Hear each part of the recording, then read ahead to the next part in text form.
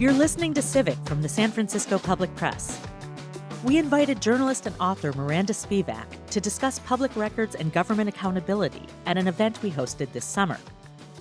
So I think one of the biggest problems is that people don't trust government. They think government is hiding stuff. Governments, I think state and local in particular, can do a lot to be more open about what their process is, what they're doing, who they're working with, who the mayor is meeting with. You know, what's the harm in that? I'm Lila LaHood. This is Civic.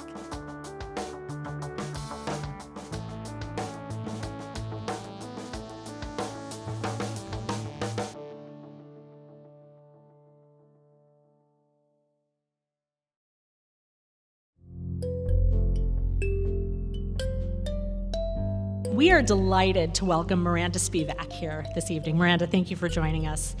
Thanks for having me. It's an honor for me, actually, to be here, too. So. Miranda spent 20 years as a reporter and editor at The Washington Post. In 2017, she won the National Sunshine Award from the Society of Professional Journalists for a series called State Secrets that she produced for Reveal from the Center for Investigative Reporting.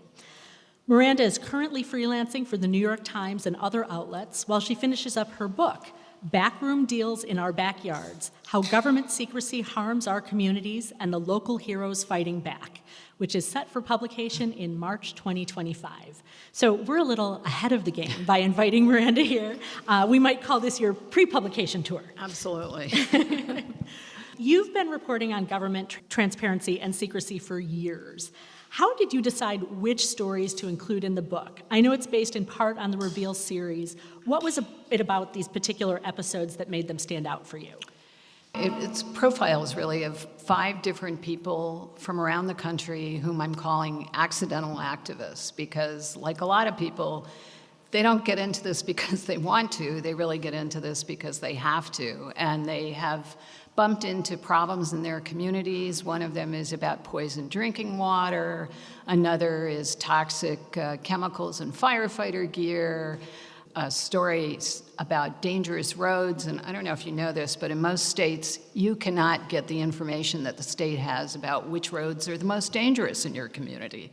There's a whole convoluted rationale for that. I really feel more and more that what happens at the state and local level is really where you can, A, have an impact, and B, you can get messed with.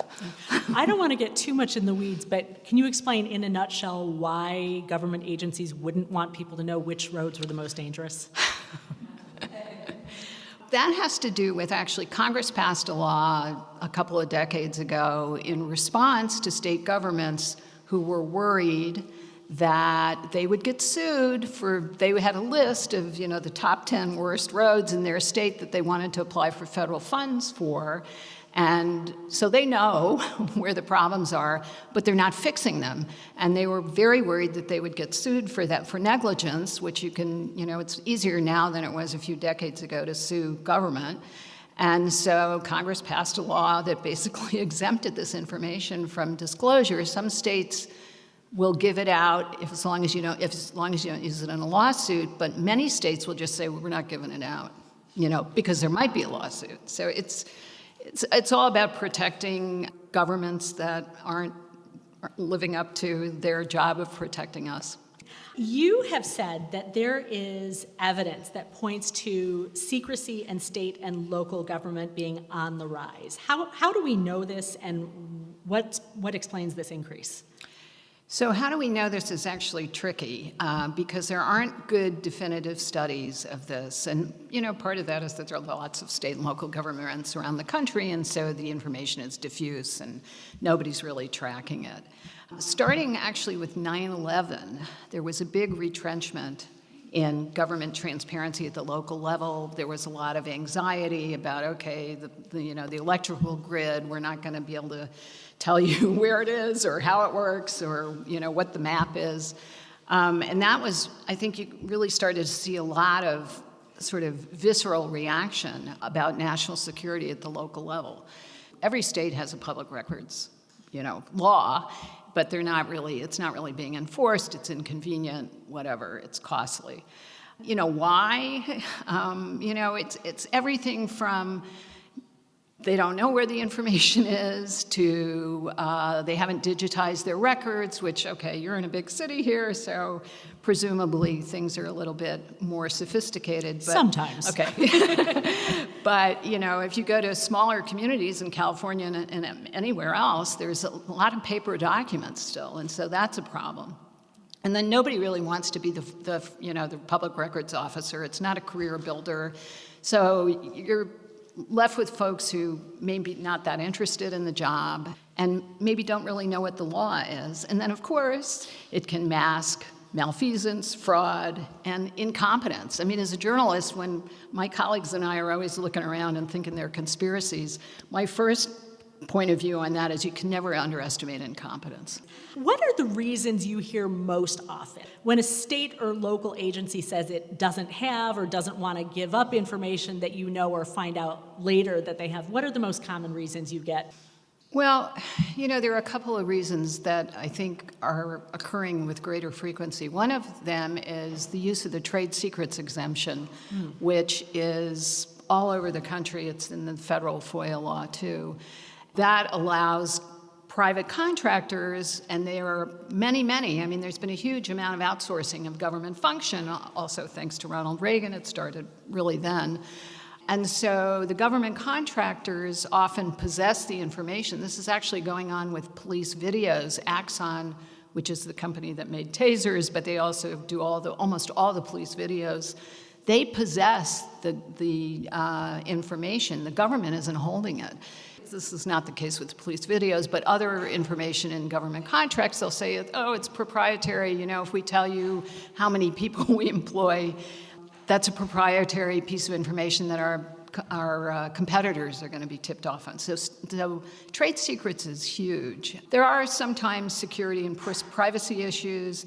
The investigative exemption is used a lot, where a government agency will say this is still under investigation, but of course investigations do not go on for 5 years. Documents that are older should be available. And then they want to charge you a lot of money for this stuff, and that's a big deterrent. Sometimes, though, it seems like there's an individual who is saying no. What do you think about what motivates people to withhold information? Is it that they're protecting their job? Is it something that's decided on an individual level? Or is this about the culture of transparency in a particular agency or municipality? So there's a fellow I know in Washington, Tom Sussman, who actually helped write the amendments to the Freedom of Information Act in the 70s, and he's still around. He worked for Teddy Kennedy at the time. He says the mindset is, when in doubt, don't give it out.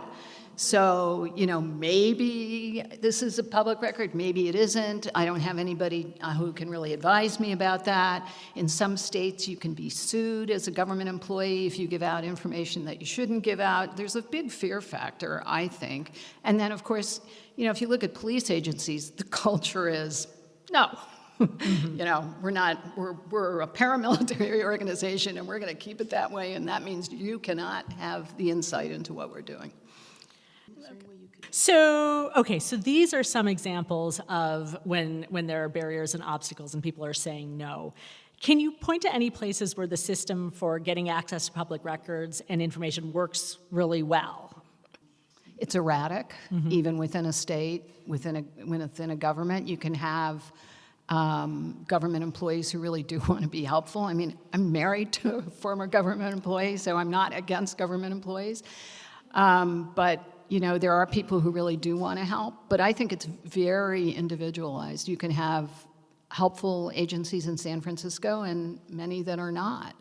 I think places that have digitized their documents have a better chance of, just putting the information up online. I mean, a lot of this stuff you shouldn't have to file a public records request for. It should just be out there. Who are the contractors in San Francisco? Who has the contracts? I'd like to know those names, and I'd like to cross-check them with public finance and campaign finance reports. Yeah, I feel like you're reading my questions upside down, because my next questions were about technology and our ability not only to scan documents but record meetings and, frankly, keep keep and record large quantities of information indefinitely if we want to. How does having this ability affect government's ability and willingness to provide access to information? I mean, it sounds like in some ways it can be helpful, and yet we don't see these tools always being used effectively. Yeah. Well, I think that, around the country and probably within California too, smaller governments are not well funded. Legislatures don't necessarily fund their own state agencies very well. So, there is a bona fide issue that I have to acknowledge, even though it annoys me, which is that, this is not an inexpensive process, although it should be, given that we have all this technology, it should be better. I'll tell you that the email searches are very hard for government agencies when you're looking for keywords. And they don't know who's got the emails. They don't know where it is. Is it on the main server? Is it on somebody's laptop that has, for some reason, is not in the bigger server? So those are really hard issues, I think, for governments. But the priority, if you ask the legislature, their priority is not to fund transparency. That, God forbid, it might redound to their disadvantage. Yeah. What trends are you seeing in records retention policies? And given that it is so easy to store digital records, should we be trying to keep everything, or are there, reasons why it might make sense to clear certain things out? Should we be trying to keep everything? And what concerns do you have about records retention? So I think, that probably 5 years is a good measure for most records. I think law enforcement records have to be kept much longer and should be. A lot of it has to do with who has the server. Does the city own the server? Is it outsourced to some private contractor? What are they charging for it? I think those are all real considerations, but at least you have to go back 5 years. And if you're looking for trends or you're looking for patterns, maybe 10 years. Can you talk a little bit about why civic engagement and public access matter on the local level, especially in the context of increasing national polarization? So I think one of the biggest problems is that people don't trust government. They think government is hiding stuff. Governments, I think, state and local in particular, can do a lot to be more open about what their process is, what they're doing, who they're working with, who the mayor is meeting with. What's the harm in that? And yet there's this sort of defensive crouch, I think, that happens in a lot of governments, and that there's a lot of fear. I'm a card-carrying member of the mainstream media, but there are issues that I think are legitimate where politicians really feel that, they're being hounded unnecessarily. And so I think the press has to be careful about what you go after and what you make a big issue about. But I think there's really a lot of nexus between transparency and government and civic engagement and, keeping our democratic system democratic. Yeah. Small d. I mean, you use the word harm. What harm occurs when state and local officials hold secret meetings when they're not supposed to? Well, I'll give you an example that data centers on the East Coast and actually around the country, but it's a huge issue on the East Coast right now. And Amazon and other, Microsoft and Google, they're all demanding non-disclosure agreements from local officials before they'll even come in there and say, hey, we want to locate here. And, what's the harm? Well, huge tracts of land are getting used for these energy guzzling operations, and people have no say in that, and yet it affects their electric rates and their water rates and all kinds of things, and these are often presented as done deals. So, the public doesn't even have a chance to say, maybe I don't want this in my neighborhood. Because they don't know about it until it's too We don't late. know what we don't know. Yeah. As many of you know, we've got strong laws supporting public access here. On the state level, we have the California Public Records Act and the Brown Act, which ensures access to public meetings. And in San Francisco, we have the Sunshine Ordinance, which supports those and goes even further. Miranda, as you know, I am a member of the Sunshine Ordinance Task Force, and we hear complaints from people who say they weren't given public records they requested in a timely manner, or that there was a problem with the way a public meeting was noticed or run. I do feel a need to add a disclaimer here. I know very well that the vast majority of requests for public records in San Francisco are satisfied. And there are so many people who are working across agencies and departments who are diligent in complying with the ordinance and fulfilling requests. But the task force exists because response to requests isn't perfect. Sometimes there's human error in handling a request, or there's genuine miscommunication about what is being sought. And sometimes there's disagreement about what the California Public Records Act or Brown Act or Sunshine Ordinance require, and that's where things get interesting for us. I have an example, and I'd love to hear your opinion about this. You know, the city will have a contract with a third party to provide a service. The contract requires that the third party deliver certain kinds of reports to the city. When someone comes and asks the city for the report, they say, we don't have it. The vendor didn't give it to us. And yet the contract continues and the reports aren't turned over. What's going on here? Well, I have to tell you, San Francisco is not unique in that. A lot of contractors hold on to documents that they shouldn't be holding on to. And of course, that has to do with enforcement by the government, which is, okay, this is the term of the contract. You're supposed to do this report, and we're supposed to have it. So really, we don't have it as not an acceptable answer. The question should be, well, why don't you go get it?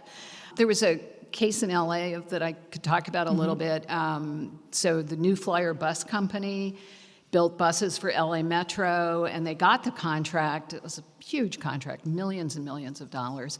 They got the contract in part because they agreed to pay a livable wage and have certain benefits for local workers, et cetera, et cetera. And so a nonprofit went in and sued because they wanted to see if the bus company had complied with the contract, and LA Metro was ready to hand over the documents, and the bus company intervened and said, no, these are trade secrets, which is nuts. Mm-hmm. You know, it took a private organization to sue to get the documents, and then guess what? New Flyer was not complying with the terms of the contract. They weren't paying what they should have been paying. They weren't doing the benefits.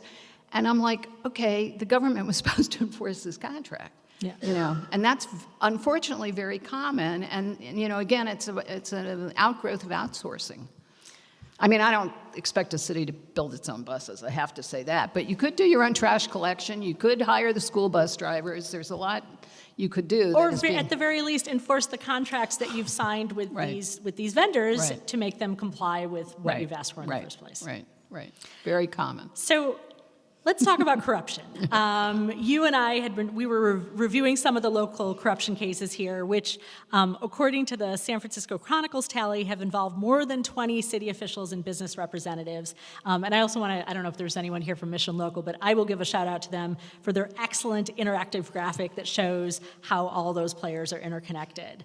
There are all the people who have been tried and sentenced for embezzling money and accepting bribes, among other crimes, including Mohammed Nuru, former director of the Department of Public Works, Rodrigo Santos, a prolific structural engineer who had a knack for getting projects greenlighted, and Harlan Kelly, the former head of the Public Utilities Commission.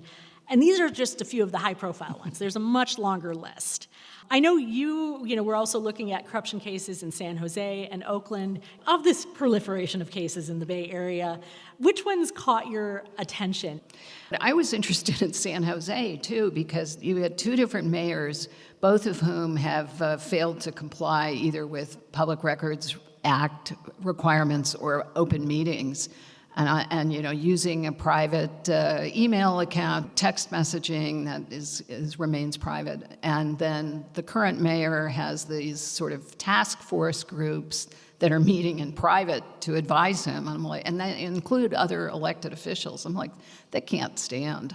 You know, that's ridiculous. Yeah. You know, when you talk about the mayor or people at the top doing this, you can see how it can trickle down, and others think, well, you know, it's okay for me to do this. I mean, what do you think local governments could or should be doing in terms of increasing transparency that would prevent or discourage elected officials or employees from being tempted to get involved? Yeah, I mean, I really think it's really basic stuff. You know, it's having public notice of meetings, having documents available that are discussed at the meetings, having items online, having Zoom meetings of all these public bodies, which actually in that regard, the pandemic helped us a little bit because, but a lot of those meetings were not recorded.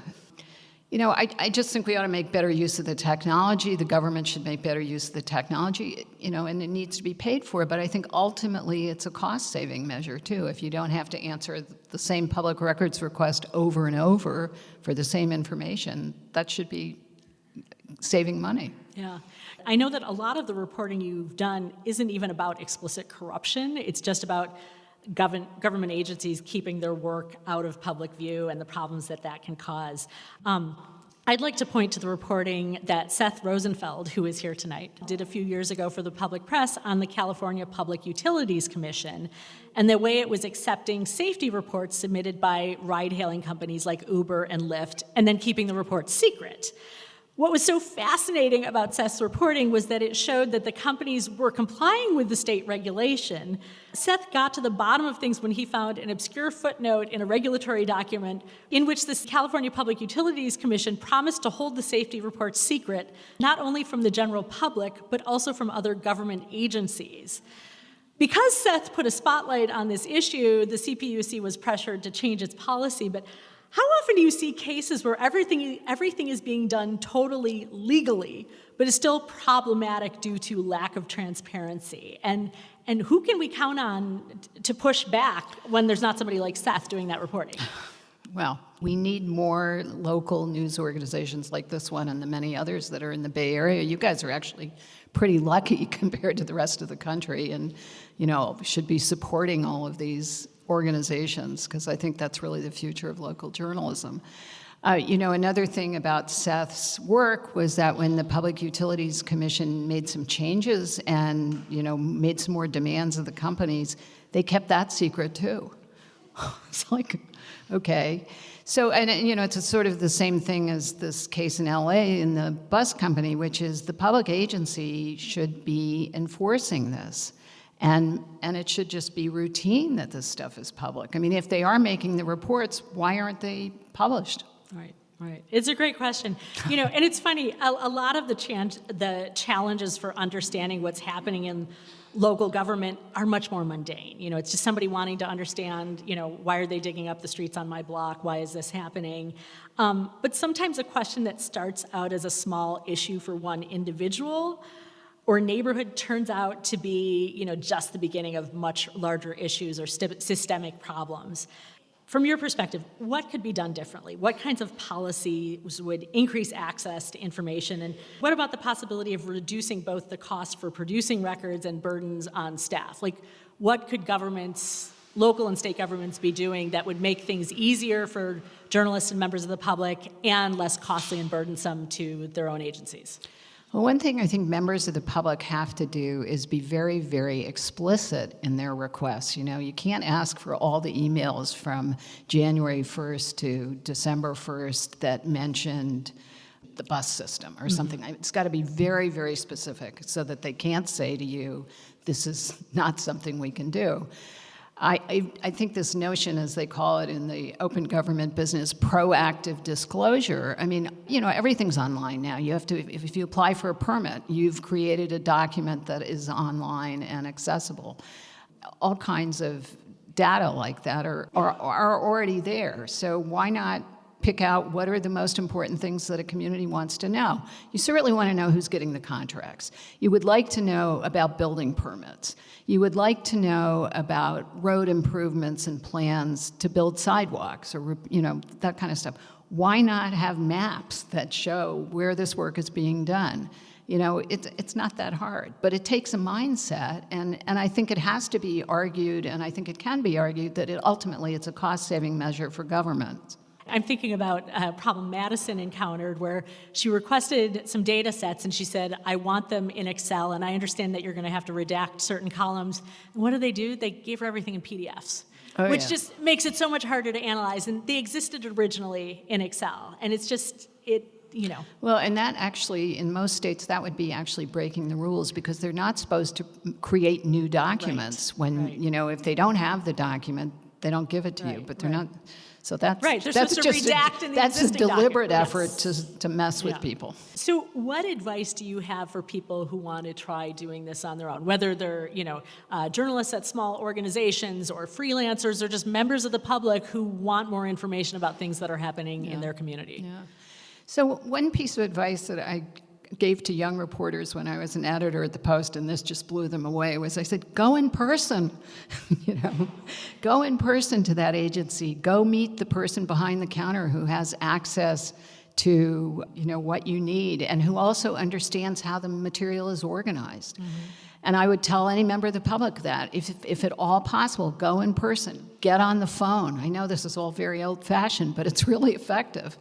So start with that, and just ask for stuff. I mean, you should not have to file a public records request for everything that should be publicly available, even if it isn't posted online. So I really think building relationships with, the people who have access to the information, whether it's the clerk at, of the court or the person at the development or the planning agency, whatever. Get to know them in a non-hostile environment. And if you're a reporter, you should be making these rounds just to chat people up and, if possible, have coffee with them or whatever, but not because you need something at the moment. You will in the future, but, building those relationships, obviously for a member of the public too. I think that's number one. The other thing is a system of triangulation that I would suggest, which is if one agency turns you down, figure out what other agencies had to have this information too. If it's a road issue or a traffic issue or a planning issue, it's more than one agency has that information, whether it's a state environmental issue, but there's also a local environmental agency. Ask them all for it. Often, that really is effective, where one organization, one agency will turn me down, but then it's usually the federal government has it all, actually. And that was true in this in one of the communities in my book in Alabama, which is really a nightmare to deal with. They don't have any deadlines for responding to public records requests. But then it turned out the federal U.S. Department of Agriculture had almost everything I was looking for, although somebody else had to sue to get it, but we did get it. So I have one more question for you. What are your thoughts about the future of journalism, nationally and at the local level? I know we could do a whole separate session on this, but because I've got you here, I didn't want to waste the moment and not ask. Well, my whole career has actually been in local news, even though I worked for a national news organization that has become more national, international, and not very interested in local news anymore. That is the Washington Post, Jeff Bezos' Washington Post. I think the future of journalism, and thus the future of democracy, which is really the nexus here, is in organizations like this one. And, in California, actually, from my perspective, as somebody who lives in Maryland, you're doing pretty well in terms of having a lot of different local news organizations. You have to pay for it. The philanthropy has been supporting this stuff for years, but you have to have a subscription model, and people have to be willing to pay for it, I think. And I think it's crucial. I'm heartened when I see what's going on out here, but then I'm in Alabama, which is one of the most depressing places I've ever been, and it's a terrible situation there. In terms of lack of local news. In terms of lack of local news, and when you don't have local news and people don't understand what's going on in their communities, they become passive, disengaged, and angry. And so, I have a lot of hope for local nonprofit news organizations. I love hearing that. You've been listening to Civic and my conversation with investigative reporter Miranda Spivack. I'm Lila LaHood. Links to our reporting about corruption at the California Public Utilities Commission and Mission Local's Web of Corruption chart can be found in the show notes. Civic comes to you from KSFP-LP 102.5 FM in San Francisco, a project of the San Francisco Public Press, a nonprofit investigative newsroom. Find the article associated with this episode and all our reporting at sfpublicpress.org. Our theme music is by John Dillon. Additional music was supplied by the Blue Dot Sessions. Our team includes producer Liana Wilcox and KSFP program director Mel Baker. Civic airs Tuesdays and Thursdays at 8 a.m. and 6 p.m. on KSFP. New episodes on Thursdays. Come to one of our panel discussions about things that matter to people in San Francisco. Learn about these events and everything else public press related by signing up for our newsletter at sfpublicpress.org/newsletter. Thanks for listening.